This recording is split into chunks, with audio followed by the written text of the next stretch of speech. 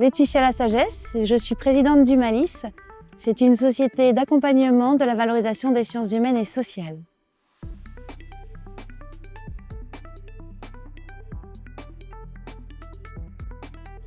Le PUI CY Transfer est un vrai moteur de l'accompagnement de la valorisation des sciences humaines et sociales.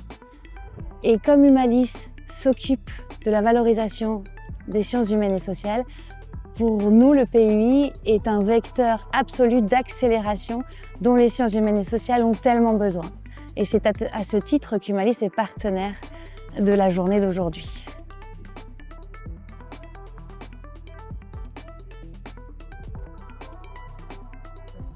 En prenant la casquette des sciences humaines et sociales, qui est celle qui m'anime, le PUI CY Transfer est un vrai ascenseur de la valorisation des sciences humaines et sociales.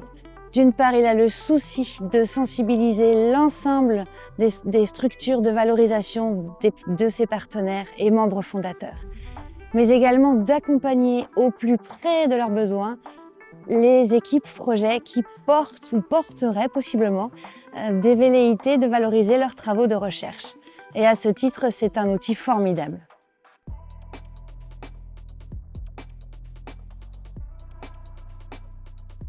L'innovation, je suis tombée dedans quand j'étais petite, comme dirait Obélix.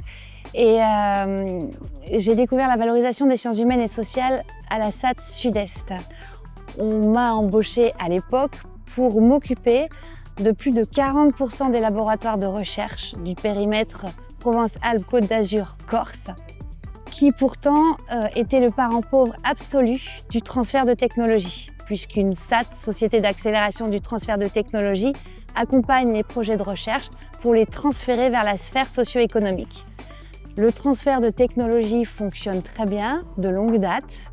Le transfert des travaux intangibles portés par les chercheurs en sciences humaines ou en sciences sociales constitue un objet bien plus hybride et bien plus compliqué finalement à s'adapter dans le rouage de ce qu'est l'accompagnement vers le transfert.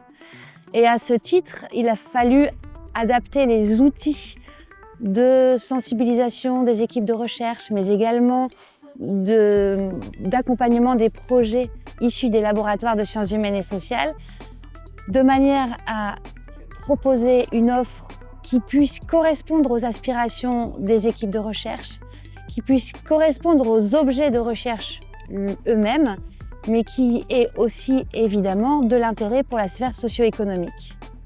C'est une forme d'innovation que de vouloir finalement valoriser les sciences humaines et sociales. Et ce parcours du combattant que j'ai fait pendant 8 ans au sein de la SAT Sud-Est a montré qu'il y avait du chemin à parcourir, mais que finalement chaque centimètre, peut-être chaque mètre ou chaque kilomètre parcouru était ce qui nous rapprochait de l'injection des sciences humaines et sociales dans la sphère socio-économique. Et à ce titre, je continue dans ce cheminement avec Humalis en cherchant à accompagner au plus près de leurs besoins les équipes de valorisation, mais également les équipes de recherche et les équipes projets.